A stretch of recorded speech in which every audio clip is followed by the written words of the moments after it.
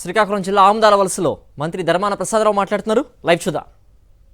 రకరకాల పథకాల కింద గడిచిన 4.5 సంవత్సరాల కాలంలో 2,30,000 కోట్ల రూపాయలు వాళ్ళ ఖాతాలకు జమ చేయడం వల్ల వీరి కొనుగోలు శక్తి బాగుందన్నటువంటి విషయం దేశమంతా అంగీకరించినటువంటి విషయం అని ఈ సందర్భం మనం చేస్తున్నాం. చంద్రబాబు నాయుడు గారు చెప్తారు తనకు అధికారం ఇవ్వమని కోరుతూ ఉంటాడు. ఎందుకు నీకు అధికారం? నీ గడిచిన కాలంలో 14 సంవత్సరాలు అధికారం ఇచ్చినారు. మరి ఒక్క అవకాశం ఇమ్మని అడుగుతున్నాడు. మళ్ళీ ఒక్క అవకాశం అంట. నీకు ఒక్క అవకాశం ఏంటి? 3 సార్లు ముఖ్యమంత్రి అయినావు. 14 సంవత్సరాలు ఉన్నావు. ఈ 14 సంవత్సరాల్లో చేయలేంది మళ్ళీ నీకు అవకాశం ఇస్తే చేయగలవని నమ్మకం ఏంటి? ఈ ప్రభుత్వానికి ముందు 14 జరిగినటువంటి ఎన్నికల్లో అతను అనేకమైన హామీలు ఇచ్చినాడు. హామీల్లో ప్రధానమైంది రైతాంగానికి నేను మాఫీ చేస్తానని చెప్పావు. నాకు ఓటేయండి, నా ప్రభుత్వం వస్తే చాలు, మీరు బ్యాంక్కి వెళ్ళి మీ పత్రాలు మీ బంగారం పట్టుకొని రావచ్చు, మీ అప్పులన్నీ క్లియర్ అయిపోతాయని నమ్మించావు. ఓటేశారు. ప్రభుత్వం వచ్చింది, 5 సంవత్సరాలు అయిపోయింది. చేసావా? కనీసం దాని గురించి ఒక్క మాట నువ్వు మాట్లాడలేదు. మరి ఈవేళ చూసావా? జగన్మోహన్ రెడ్డి గారు ఈ ప్రాంతానికి పాదయాత్రలో వచ్చినప్పుడు ఆయన చెప్పాడు, ఒరే బాబు మీరు చాలా కష్టాల్లో ఉన్నారు, నాకు తెలుసు, వ్యవసాయం అంటే కష్టమైంది. నేను కానీ నా తండ్రి కానీ ఉన్నప్పుడు వ్యవసాయానికి చాలా పెద్ద ఎత్తున మేము సహకరించినటువంటి వాళ్ళమే. నేను చంద్రబాబు చెప్పినట్టు అబద్ధాలు చెప్పను. నాకు చేతనైన మొత్తం సంవత్సరానికి ఇంత మొత్తం మీకు పెట్టుబడి కింద ప్రతి సంవత్సరం ఇస్తుంటాను నా బడ్జెట్ నుంచి అని చెప్పాడు. మనం అడిగామా? చంద్రబాబు కొట్టిన దెబ్బకే మనం జొమ్మిలిపోయి మరి వాళ్ళతో అడగొద్దని పెట్టుకున్నాం. తీరా అడగనటువంటి దానికి ఆయన ప్రామిస్ చేశాడు. ఈవేళ చెక్కేసి వచ్చాం మేము. మళ్ళీ 5వ విడదేశం 4 సార్లు ఇస్తామన్నాడు అతను. 5వ కూడా ఇప్పుడు ఇచ్చాడు. ఇచ్చాడంటే ఇప్పుడు ఇచ్చాడా? అంటే ఎన్నికలు వస్తానని ఇచ్చాడా జగన్మోహన్ రెడ్డి? 4.5 సంవత్సరాల క్రితం నుంచి ఇచ్చుకుంటూ వస్తున్నాడు. నువ్వేం చెప్పావు? మహిళలందరికీ పిలిచి చెప్పావు, నాకు ఓటేయండి, నా ప్రభుత్వం వస్తే మీ అందరికీ డోక్రా సంఘాలకు బ్యాంకుల్లో తీసుకున్న అప్పంతా తీర్చేస్తానని చెప్పావు. నీవు వేస్తావని చూసి బ్యాంకు మెట్లు ఎక్కలేకపోయినారు. బ్యాంక్ ఎక్కడుందో మర్చిపోయినారు. అనేక సార్లు చంద్రబాబు వేస్తామన్నాడని బ్యాంక్కి వెళ్తే పదా అని బ్యాంచ్ మీద కసిరిసిన సందర్భాలు కూడా ఉన్నాయి. ఆయన చెప్పాడు, తల్లి మీకు ఆయన మోసం చేశాడు, నాకు ఓటేయండి, నేను మీది 4 విడతల్లో మీది చెల్లిస్తానని ఒకే మాట చెప్పాడు. ఇన్నిసార్లు చెప్పలా. ఏమైంది వేళ? మళ్ళీ మనం ఎవరైనా అడిగామా ఇది అవ్వలేదని? ఆయనే డేట్ ఫిక్స్ చేస్తున్నాడు, సంవత్సరానికి ప్రతిసారి వేసేస్తున్నాడు. మేము అడిగాం ముఖ్యమంత్రి గారికి, సార్ ఇంకా మనం కొన్ని చేయాల్సినవి ఉన్నాయి, ఏం చేయాలి అడుగుతున్నారు మా వాళ్ళు అని అంటే చెప్పాడు. మనం ప్రజల్లోకి వెళ్ళాం, ఇది చేస్తామని చెప్పాం. ప్రజా జీవితంలో ప్రజాస్వామ్యంలో నా ప్రభుత్వం వస్తే ఇది చేస్తానని ఒకసారి చెప్పిన తర్వాత అది చేయకపోవడం ఎంత నేరం అని అన్నాడు అతను. మంచో చెడ్డో మనం చెప్పాం, చెప్పిన ప్రతి మాటకి మనం కట్టుబడి ఉండాలి. ఏదైనా చేయలేకపోతే ప్రజలకి క్షమాపణ చెప్పాలి తప్ప ప్రజాస్వామ్యంలో వాళ్ళకి వెనకడుగు వేయకూడదు. కష్టమైన నష్టమైనది చేద్దామన్నటువంటి అభిప్రాయం చెప్పారు. అది కదా ప్రజా జీవితంలో ఉండాల్సిన లక్షణం. అది ఎందుకు ఈ మేనిఫెస్టోలు, ఎందుకు నీకు మాటలు? మళ్ళీ చంద్రబాబు ఎప్పుడైతే నాకు జ్ఞాపకం వస్తుంది, ఒక్కసారి మళ్ళీ ఇవ్వండి, ఒక్క అవకాశం నాకు ఇవ్వండి అని అంటున్నాడు. నీ ఒక్క అవకాశం ఇస్తే మాత్రం ఏంటి? నీకు మామూలే కదా, నువ్వు గడిచిన 14 సంవత్సరాలు ఏం చేస్తావు, ఇప్పుడు మళ్ళీ అదే. అంటే ప్రజలు ప్రజాస్వామ్యంలో నమ్మాల్సింది ఏంటంటే విశ్వాసం ఉన్నటువంటి నాయకుడు ఎవరు, మాటిస్తే మాటకు నిలబడేవాడెవడు, మాట ఇవ్వడం కాదు ఇచ్చే మాటకు నిలబడేవాడెవడు అన్నది చూడాలి. ఈ దేశంలో ముఖ్యమంత్రుల్లో మాటిస్తే మాటకు నిలబడేవాడు జగన్మోహన్ రెడ్డి అన్నది మీ అందరికీ తెలిసినటువంటి సత్యం కదా. ఇవాళ ఇప్పుడే అప్పలరాజు గారు చెప్పారు, 4,000 కోట్ల రూపాయలతో మన మూలపేట పోర్టు మనం చేసుకుంటున్నాం. గడిచిన 75 సంవత్సరాల్లో ఏ ఒక్క ప్రాజెక్టు ఇంత ఖరీదైంది ఒకేసారి శాంక్షన్ ఇచ్చిన సందర్భం లేదు. మీ కాన్స్టెన్సీలో 2-3 ఇన్స్టిట్యూషన్స్ వచ్చాయి. పెద్ద హాస్పిటల్ నిర్మాణం చేసుకున్నాం, పలాసాల హాస్పిటల్ నిర్మాణం చేసుకున్నాం. ఈ ప్రభుత్వం వచ్చిన తర్వాత ఫౌండేషన్ స్టోన్ వేసి రేపు 23న ముఖ్యమంత్రి గారు ప్రారంభిస్తున్నారు. అది 800 కోట్ల రూపాయలతో ఉద్దానం ప్రాంతానికి నీరిస్తున్నాం. అనేక మంది ఉద్దానం ప్రాంతం చూశారు, సినిమా యాక్టర్లు కూడా చూశారు. కళ్ళెదురుగా కిడ్నీ వ్యాధులతో చనిపోయిన కుటుంబాలకు పరామర్శ చేయడం, అక్కడ ఓవర్ యాక్షన్ చేయడం, కన్నీరాలతో కార్చేయడం, గొప్ప బాధపడిపోయినట్టు యాక్షన్ చేయడం. తీరా అధికారం వచ్చిన తర్వాత కన్నెత్తి చూడలేదు ఆ ప్రాంతానికి.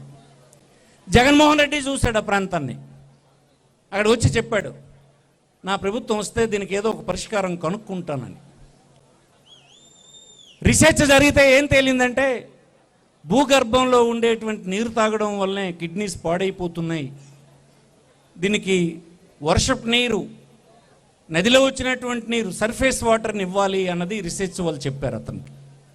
చెప్తే దానికి గాను అధికారం వచ్చిన వెంటనే ఇక్కడ మన హీరమండలం ప్రాజెక్టు దగ్గర నుంచి ఉద్దానం ప్రాంతానికి నీరు తీసుకెళ్ళడానికి 800 కోట్లు ఇచ్చి ఫౌండేషన్ స్టోన్ వేసి రేపు 23న అతను స్విచ్ ఆన్ చేసే స్థితికి వచ్చింది. అంటే ఒక మాట చెప్తా, మాటకి కట్టుబడి ఉండి నేను మాట ఇచ్చాను అనేటువంటి ఆ బాధ్యత, మాట నిలకడ ఒక ముఖ్యమంత్రికి లేకపోతే ఏం చేయగలం మనం? ఈవేళ వంశధార మీద తెచ్చినటువంటి వంశధారకి ఇది మీకు తెలుసు. ఇంతమంది ముఖ్యమంత్రులు వెళ్ళారు, ఒక చీఫ్ మినిస్టర్ దగ్గరికి మన రాష్ట్రం తరపున పోనీ వెళ్ళాడా ఎవడైనా? ఒరిస్సా మనకు అల్లరి పెడుతుంది, న్యాయంగా వాళ్ళు ఏమి అల్లరి పెట్టడానికి అవకాశం లేకపోయినా ఏదో పొలిటికల్ రీజన్స్ తోటి వాళ్ళు అల్లరి చేస్తున్నారు. దానివల్ల నేరేడు దగ్గర అవ్వాల్సినటువంటి బ్యారేజ్ జరగలేదు, దానివల్ల మనకి రిజర్వాయర్ కంప్లీట్ అయ్యి నీరు అందడం లేదు. అందకపోతే ఏమైంది? కోర్టులో గెలిచిన తర్వాత ముఖ్యమంత్రికి, మన ముఖ్యమంత్రి ఒక స్టెప్ దిగి, సరే పెద్దవాడు నవీన్ పట్నాయక్ అతని దగ్గరికి వెళ్దామని దాసనేని తీసుకుని ఒరిస్సా ముఖ్యమంత్రి దగ్గరికి వెళ్ళి ఆయనకి వివాదాలు లేకుండా ఇది ప్రాజెక్ట్ అయ్యేదానికి సహకరించమని అడిగాడు. ఇలాంటి బాధ్యత 14 సంవత్సరాలు ఇంతకుముందు ముఖ్యమంత్రిగా ఉన్నప్పుడు ఒక్కసారి నువ్వు చేసావా? ఈ జిల్లా నుంచి అనేక సార్లు నీకు బ్రహ్మరథం పట్టారు, ఎప్పుడు బీసీలు అంటావు అదంటావు, మాయ మాటలే తప్ప. తీరా ఇప్పుడు విశాఖపట్నంలో రాజధాని పెడతానంటే వ్యతిరేకిస్తున్నావు. మాకు రాజధానికి మాకు అర్హత లేదా? మన ప్రాంతం వాళ్ళు వద్దంటుండ్రట. ఎవలిల్లు చంద్రబాబు చెప్పారో వద్దని, ఒళ్ళు పీక మాకు వద్దని చెప్పడానికి. ఈ ప్రాంతానికి రాజధాని వస్తే ఈ 4-5 జిల్లాల్లో ఉండేటువంటి ఆస్తుల విలువ పెరుగుతుంది. దేశవ్యాప్తంగా పెట్టుబడి వచ్చి విశాఖపట్నం పరిసరాలన్నీ పారిశ్రమలు అభివృద్ధి చెందుతుంది. ఆ పరిశ్రమలు అభివృద్ధి చెందితే మన ఇళ్లలో ఉన్నటువంటి పిల్లలు ఉదయాన్నే వెళ్ళి సాయంత్రానికి ఇంటికి వచ్చేటువంటి ఉపాధి దొరుకుతుంది. మన పిల్లలు మన ఎదురుగా ఉద్యోగం చేసుకునే అవకాశం, మన పిల్లలు ఎక్కడో కంటికి కనిపించినటువంటి ఎదిగొచ్చినటువంటి పిల్లలు కాయ కష్టం చేయడానికి ఇతర ప్రాంతాలకు పోతున్నటువంటి పరిస్థితి తప్పుతుంది. మాకు వద్దట. దేనికి వద్దు? ఎందుకు వద్దు? మాకు ఎవరు చెప్పారు మీకు వద్దని? కేవలం నువ్వు అమరావతి అనేది ఒక వ్యాపార కేంద్రంగా చేసి భూమి సేకరించి కొద్దిమంది ధనవంతులు రియల్ ఎస్టేట్ వ్యాపారం చేయడానికి మీరు ప్లాన్ వేసి హైదరాబాద్లో చేసినటువంటి డ్రామాని ఇక్కడ నడపాలని చెప్పి పార్లమెంట్లో చట్టం ద్వారా 10 సంవత్సరాలు హైదరాబాద్లో ఉండే అవకాశం చట్టంలో ఉన్నా కాదనుకొని వచ్చి నువ్వు ఇక్కడ ఈ తతంగం అంతా నడిపి ఈ ప్రాంతాలంతటికీ అన్యాయం చేయడానికి సిద్ధపడుతున్నావు. మళ్ళీ నాకు అధికారం వస్తే అమరావతిలోనే రాజధాని పెడతామంటూ ఉన్నాడు. నువ్వు ఇలాంటి నిర్ణయాలు చేస్తే ఎన్ని సంవత్సరాలుగా మేము ఆగాలి? 75 సంవత్సరాల క్రితం మద్రాసు వెళ్ళాం, మన తాతండ్రులు వెళ్ళారు. మద్రాసు వెళ్ళాలంటే ఆనాడు పొగబండి ఎక్కితే అది ఒక 3 రోజులకు తీసుకెళ్ళేది. మన తాత వెళ్ళాడు. అక్కడి నుంచి కర్నూలుకు వచ్చింది, మన తండ్రులు వెళ్ళారు. అక్కడి నుంచి హైదరాబాద్కి వచ్చింది, మనం వెళ్ళాం. మళ్ళీ హైదరాబాద్ నుంచి అమరావతి అన్నావు, అక్కడికి వెళ్ళాం. ఇప్పుడు విశాఖపట్నం అని జగన్మోహన్ రెడ్డి లాంటి ఆలోచన పరుడైనటువంటి వ్యక్తి విశాఖపట్నం అంటే మాకు వద్దంటున్నావు, నీకు ఎందుకు వేయాలి మేము ఓటు చెప్పండి. మా శ్రేయభిలాషవ నువ్వు, ఈ ఉత్తరాంధ్ర శ్రేయభిలాషవ నువ్వు. మీ అందరూ ఇక్కడ వ్యాపారం చేస్తారు, హైదరాబాద్లో మీరు ఉంటారు. ఎక్కడ ఉన్నారు వీళ్ళందరూ చెప్పండి. నేను అడుగుతున్న సినిమా యాక్టర్లను కానీ మన మాజీ ముఖ్యమంత్రి గారిని ఎక్కడ నివాసం వీళ్ళు ఉన్నారు? హైదరాబాద్లో నివాసం ఉంటారు. ఏమిటి మీకు ఈ స్టేట్ తోటి సంబంధం చెప్పండి. ఎందుకంటే ఈ స్టేట్లు ఉంటే ఈ ఉక్క, ఈ చెమట, దోమలు పట్టేస్తాయి. అందుకోసం అక్కడ ఉంటారు మీరు. ఇక్కడ ఏంటి కావాలి? వ్యాపారం కావాలి. విశాఖపట్నంలో రాజధాని వద్దు, ఎందుకంటే మీ వ్యాపారాలు హాయిగా సాగడానికి ఉపయోగపడాలి. కానీ ఈ ప్రాంత ప్రజల అభివృద్ధికి అవసరమైనటువంటి రాజధాని ఇక్కడ వద్దు. మీకు మేము ఓటేసి మీకు అధికారం ఇవ్వాలి. మా కర్మ కాకపోతే ఈ విషయంలో కుర్రాళ్ళు, చదువుకున్నటువంటి కుర్రాళ్ళు ఒక్కొక్కడు ఒక 10 కుటుంబాలని ఎడ్యుకేట్ చేసే పని చేయాలని మీకు మనవి చేస్తున్నాం. మార్పు మీకు సమాజంలో కనిపించడం లేదా? అధికారం మన చేతికి ట్రాన్స్ఫర్ కాలేదా? ఇక్కడ స్పీకర్ గారు ఉన్నారు, ఇంతకుముందు డిప్యూటీ ముఖ్యమంత్రిగా ఉన్నారు, ఇప్పుడు నేను మంత్రిగా ఉన్నాను, అప్పలరాజు మంత్రిగా ఉన్నాడు. ఈ ప్రాంతంలో అనేక మందికి మంత్రులు పూర్వం కూడా అయినాయి, నేను కాదన్ను. ఆ ఈ వేళకి పరిస్థితి మీరు చూడండి. ఎంతమంది బీసీలు, ఎస్సీలు, ఎస్టీలు అధికారాన్ని చేజిక్కించుకొని ఈవేళ దర్జాగా దీనికోసమని 75 సంవత్సరాలుగా కలలుగా ఉన్నటువంటి మన బీసీ, ఎస్సీ, ఎస్టీ వర్గాలు ఈవేళ ఎవరు కోరకుండానే ఈ అధికారం ట్రాన్స్ఫర్ అయింది కదా.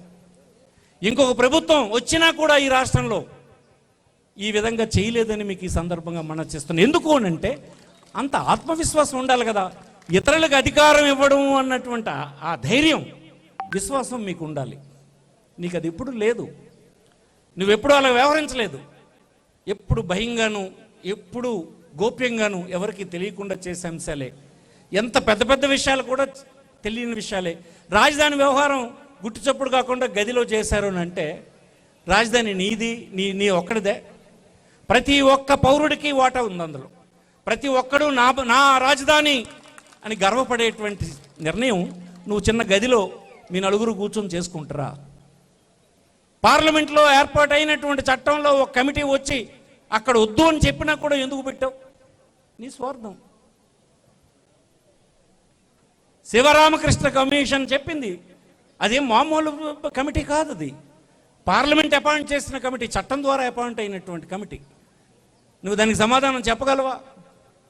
ఇలాంటి పరిపాలన అంతా చేసి పాడు చేసి రాష్ట్రాన్ని ఈ వేళకి అతను ఈ 10 సంవత్సరాలు హైదరాబాదులోనే ఉండి, మనకు చట్టంలో 10 సంవత్సరాలు చట్టంలో హైదరాబాదులో ఉండే అవకాశం ఉంది. అక్కడ మనం 10 సంవత్సరాలు ఉండి విశాఖపట్నంలో రాజధాని పూర్తిగా నిర్మాణం చేసుకొని దర్జాగా 11వ సంవత్సరం విశాఖపట్నంకి వస్తే ఎంత అందంగా ఉండేది, ఎంత హాయిగా ఉండేది. ఈవేళ సరైనటువంటి క్యాపిటల్ లేకుండా నువ్వు చేసిన తప్పుడు నిర్ణయం వలన రాష్ట్ర ప్రజలందరూ ఇబ్బంది పడేటువంటి పరిస్థితి వచ్చింది. విశాఖపట్నం కంటే అర్హత కలిగినటువంటి పట్టణం మిగిలినటువంటి ఆంధ్రప్రదేశ్లో ఉందా ఎక్కడైనా? ఒకవేళ ఉన్నది అనడానికి నేను ఇంకా చెప్తాను. 1953లో ఆనాడు పెద్దలు, మన పెద్దలందరూ కూర్చొని విశాఖపట్నంలోనే రాజధాని పెడదాం కర్నూలుకు బదులు అన్నటువంటి రెజల్యూషన్ పాస్ చేశారు. అంతెందుకు 14లో నువ్వు ముఖ్యమంత్రి అయినప్పుడు మొదట క్యాబినెట్ సమావేశం ఎక్కడ పెట్టావు? విశాఖపట్నంలో పెట్టావు. దానికి అర్హత లేకపోతే ఇవన్నీ పెట్టావా? నీ మైండ్లో ఉన్నటువంటి రియల్ ఎస్టేట్ వ్యాపారం వల్లనే రాజధాని అదని చెప్పావు. ఇప్పుడు ఆ ప్రాంతం వాళ్ళకి మా ప్రాంతం వాళ్ళకి తగువ పెడుతున్నావు. అక్కడ వద్దంటే వాళ్ళందరికీ నీకు ఓట్లు వేస్తారని. అందుకే జగన్మోహన్ రెడ్డి గారు అలాగే ఎక్కడా వద్దని అనడం లేదు. రాష్ట్రం అంతా అభివృద్ధి చెందాలి అన్నది జగన్మోహన్ రెడ్డి గారి అభిప్రాయం, విధానం. దానికి 3 క్యాపిటల్స్ అన్నారు.